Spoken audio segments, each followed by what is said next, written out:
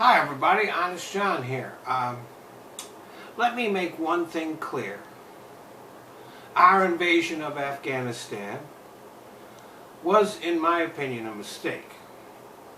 We probably should have focused on killing or capturing Osama bin Laden using missile strikes or drones or special forces operations. But that's not what happened. We did invade there, and we toppled the Taliban. But then the George W. Bush administration took its eye off the ball and chose to focus on the unnecessary war in Iraq instead. But despite the failures of the Bush administration, we did set up a functioning government in that country. A deeply flawed, corrupt, and inefficient government that was never in control of the entire country, but one that did provide some degree of stability and progress to a fairly large section of the country. The media and many politicians have described what was happening in Afghanistan as endless war. This was wildly inaccurate. In fact, our troop presence in Afghanistan was very small and engaged in very little fighting, although they did engage in some counterterrorism operations.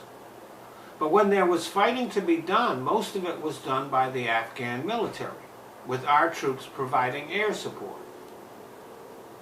Over the past several years, our troops suffered very few casualties. I think that Obama, Trump, and Biden were all misguided in their eagerness to leave Afghanistan. Let me point out that our departure from Iraq almost resulted in ISIS taking over that country. We had to go back in there and chase them out. It would have been better if we had reduced our presence in Iraq, but maintained a strategic presence. The fact is that the U.S. military has bases all over the world, including several countries in the Middle East, including Jordan, Saudi Arabia, probably others that I'm not even aware of. We've been in Europe since the end of World War II, and our presence there has maintained stability and deterred Russian aggression. We also have bases all over Asia, especially in Japan and Korea, that deter both the Russians and the Chinese. Over the years, we have come to accept that those bases are there. Nobody talks about it or even thinks about it. But it serves the interest of the United States to have that presence all around the world. And our presence in Afghanistan served our interests also. Looking at those bases as something new and different and as a departure from the norm was simply flawed thinking.